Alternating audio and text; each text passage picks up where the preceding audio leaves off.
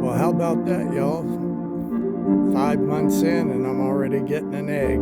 It's a small one. I'm going to go in here and pick it up. But yeah, that's surprising. I just got these hatchlings at the very 1st of August. So we're just a few days into January now. So it's really only 5 months. And again, just looking at this egg, it's too small. I'm not even going to bother trying to eat it or anything. I'll just leave it in here. Maybe they'll eat it and get a little extra protein. But I'm going to grab a hold of it. We'll look at it real quick.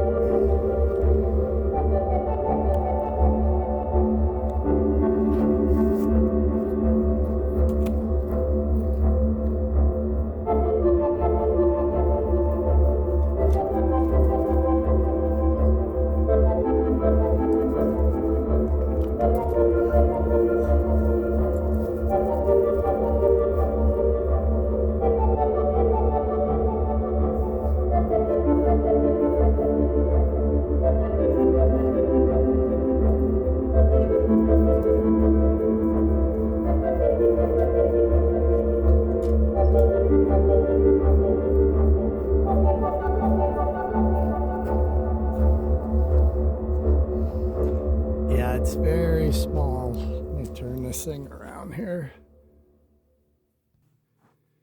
All right, yeah, so, I mean, my hand's not super large, so you can see I'd say that's maybe probably a little bit short of 2 inches long. I don't know. I guess it'd probably be comparable to a golf ball, and a full-size egg is definitely a bit bigger than a golf ball. So I put that back in here, and I don't know, maybe they'll peck at it, and I know that they'll eat like the shell of eggs, and they can get nutrients that way. So I'm just gonna leave it in there. But yeah, I mean, here it is, the 3rd of January. So A, we're in the winter months, but B, they just literally are a few days over 5 months old. So not too bad. That's promising for these guys being good egg layers later on down the road. And I will say the 2 roosters I have left, they're pretty frisky with the hens. So after what just happened, I'm going to definitely need some new hatchlings to make up for what just happened, and we'll talk about that in just a minute. Let me put this back in. All right, guys, welcome back to the channel. Not the best of news today. We had a little bit of a tragedy go on here. I knew it was a matter of time. I just I'll say at some point I was kind of getting hopeful maybe I could let them free range all the time and not have any issues, even though I know there's coyotes around here. I've seen a couple skunks, which until I moved out here, I didn't know that they were a threat to chickens, but I definitely told that they were. So anyway, about 5 days ago, I pretty much do a count on my chickens every day when I go to feed them. And like I say, about 5 days ago, I noticed that I was down to 15 birds. And this was in the morning. I, took a count, and then when I put out some feed for them, and they all came around to start eating. And so, I had been at 6, well, originally started at 17, and then maybe a month or so into letting them free range, noticed I was only getting a 16 count. And then we went for quite a spell. I don't know exactly how long it was, but it seemed to be doing real good, and no losses. And then just recently here, I had a loss and down to 15. Well, the very next day, or was it? No. Okay, so I noticed it's, down to 15. I think 2 days went by. That morning, like every other morning, they just put out their feed and they all came around, and I had that 15 count. And I think, I was in the trailer for quite a while, and I came out at one point, and I'm only counting 11. And I know that sometimes they'll break off, some will go. They really started wandering, I guess, honestly, too far. I'd more or less like for them to stay up on this top area of the hill where I'm at, but they've started just going all down the hill in every direction, and I they're just being chickens and enjoying doing what they do. They're just scratching all over the place. So I wish they could safely do that, but apparently something has come around now that now knows there's a good meal, walking all around here. So well, I decided that when I realized that I'd lost 4 chickens in one day, that again, I can't chase these things, and catch them. They're too darn fast, and I'm too darn old. So anyway, if you've been watching a while, I've had a problem with not all the chickens going into the chicken coop at night, so I can close them up and they'd be safe that way. And so anyway, that night or that evening, 6 of them went into the coop, and I've got 5 of them that fly up into a tree and, perch up there for the night. So anyway, got the 6 that would go in, they're locked up in the coop, and I closed the door to the chicken run, close that up, and they've been locked up in there every day. I've got the automatic door on the chicken coop, so it opens about 6 o'clock in the morning. They can come out of the coop and walk around that space. I don't know, it's about 18 feet long, 9 feet wide, something like that. And at least they can be out in the fresh air and all that. And I know it doesn't compare to being able to walk around just acres and acres, but at least they're safe. I've just left them out, and surprisingly, it's been 2, maybe 3 days now since I lost 4 in one day. I figured that thing, whatever it was, whether it was a coyote, skunk, it seems to me like probably a coyote. Coyote got him and ran to run that far. I don't even think a skunk would have done that. So yeah, so we got a problem. But I've got like I say, I've got 6 of them locked up safe and sound, 2 roosters. So and they seem to be taking to doing their business left and right. So I think, but you saw the size of that egg. They're still very immature chickens, but certainly by the time summer rolls around, I'll not only be getting fresh eggs, but one of the main points that I got these Buff Orpington breeds is they're supposed to be sorry, I'm trying to get that sun out of the way.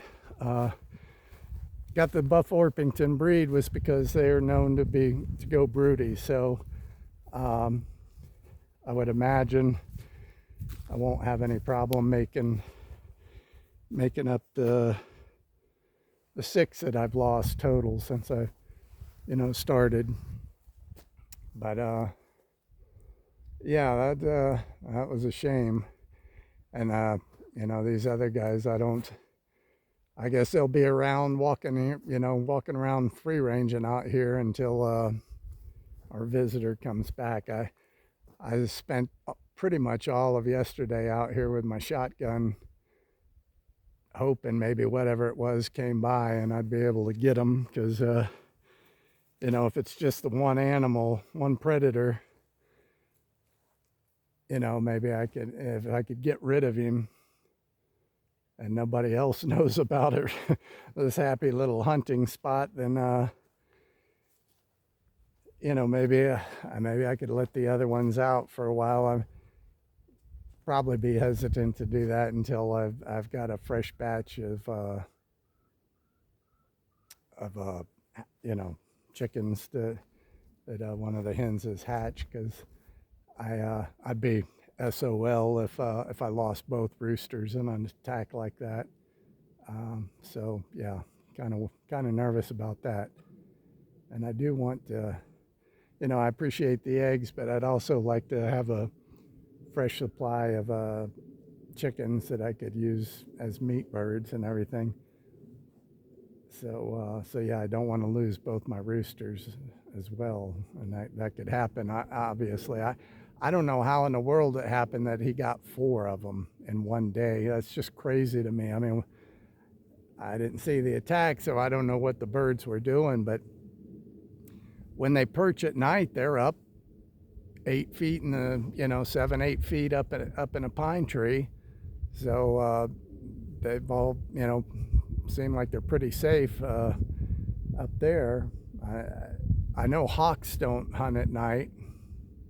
As I say that, I've never researched that, but I just assume that hawks don't hunt at night, but owls do. So I guess that's always a threat, but they seem to be doing fine and perched up there, so that wasn't a big deal. They've been so lucky. I mean, you guys see, there is snow. I got a few patches left after the last snow we had maybe a week or so ago, and it was only put down about an inch or so, very light. This has just been amazing. I'm absolutely loving this. Hope it can hold out. I mean, we're January 3rd. I know it can snow in March and even in April, but I just being optimistic here and thinking that, the further we get, once we get to February, I just, hope, I'm optimistic that we won't have any real deep snows. And also, yeah, I mean, this weather being the way it is, it's kind of torture. It's a double-edged sword. I mean, I'm happy that I'm not having to deal with all the snow and ice and all that, but see, I've stuck a few pegs, 4 pegs in the ground into the corners, marking the corners of where I want to, the cabin up here with that nice view right there. So, and I kind of just I hated to cut these are juniper trees. Got 2 of them here kind of in the way. I just cut them down to that point, and then I'll be renting a skid steer, next summer. But I mean, I don't think the ground is frozen that hard, because we haven't had any long spells of, below freezing weather. So probably wouldn't have any issues moving this ground right now. But yeah, so there's all the four corners, and I'll have to clear that out too. So yeah, I got this stuff in the way. There's the far corner over there, but I just yeah, I'm kind of torn between, I'd like to kind of rent not a skid. I think I said a skid steer again. I mean an excavator. Rent an excavator and get this thing leveled off, because this end for those two corners, moving back down to here is it might be 2 feet difference. So yeah, I'm gonna have to lower this end down to meet this end over here, and then I'll dig my trench for the footings. But I am not going to, you know, our frost line here in Wyoming is 4 feet. I'm not going to dig down that deep. Might not even be possible to dig down that deep, because I'm getting here where I can show you. This basically is rock all underneath here.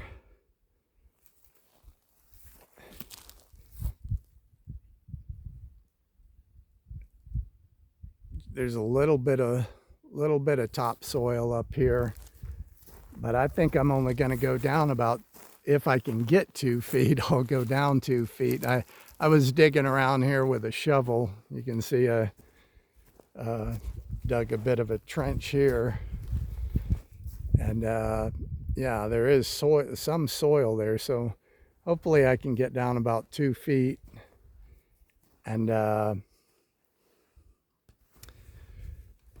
that's as far as I'm going to go. I'm not worried about frost heaving with all that rock underneath there. It like I said, I didn't go 4 feet with the post on the pole barn, because it was just, I mean, even going down the 2.5, 3 feet that I did go, I was in a lot of places. Some of the holes I was having to use, I've got an electric powered jackhammer, and I was using that. So if I'm having like real issues with rock, I'm not going to go down any farther than I really have to. And so the frost heaving just doesn't seem to be an issue. So I'm not gonna deal with fighting all that rock.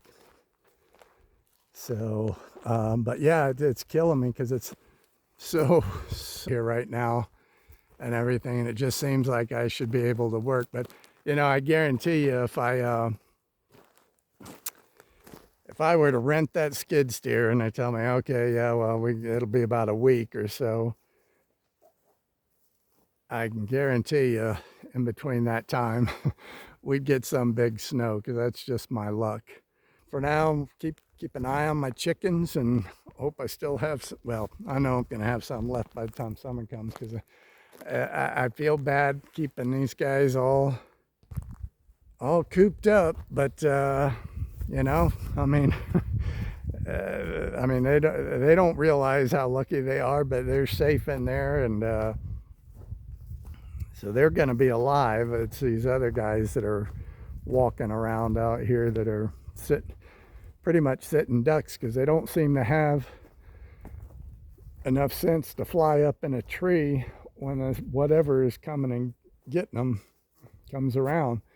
But this is a tree that they like to perch up in, and I mean, they're, like I say, they're up there about 7-8 feet. They'll get some of those limbs up there, and so they're pretty safe. But yeah, in the daytime right now they're not. So, and I try to spend as much time out here as I can, because it is pretty comfortable out here right now. But I just don't have, I'm sure sooner or later it's gonna be I'm gonna notice there are 5 of them out here right now, probably gonna come out at some point, and there'll be 4 and then 3, and that's just the way it's gonna be, because I can't chase them down. So anyway, and I got to go to town tomorrow, so yeah, they're gonna be all by themselves out here on the property, and all I can say to that is good luck. So, all right, is she sitting on the, well, she's laying down there. I wonder if another one's ready to plop out a little mini egg. I don't know. This is gonna be pretty. She's up. no egg. But those things are so funny, you know. It's like when they're out, they have room to run. They'll, you know, they aren't so skittish. In fact, you know, I've been sitting down and they'll come jump up in my lap. But boy, you know, now that they're in there, I try to open that door and come in there to put some water or throw some cracked corn down for them to scratch at, and they go ballistic. Just dumb birds, dumb birds. So, all right, guys. Well, hope everybody's staying healthy. I've had some congestion for about three weeks, maybe closer to a month, in my chest, and talked to my sister about a week ago, and she said she had the same things. I guess there's something going around, and I don't know if any of y'all watch Travis over at Prepared Homestead, but one of his children's, well, so his grandchild, only 2 years old, had a really serious thing. It started with congestion, and it turned into pneumonia, and one lung collapsed, and it was sounding pretty bad. But his last update seemed like the child had stabilized. So I don't know, whatever they're doing, hopefully it works out. But yeah, it seems like there's something going around that can be an issue for certain people. So take care of yourselves, and we will talk to you later. Bye.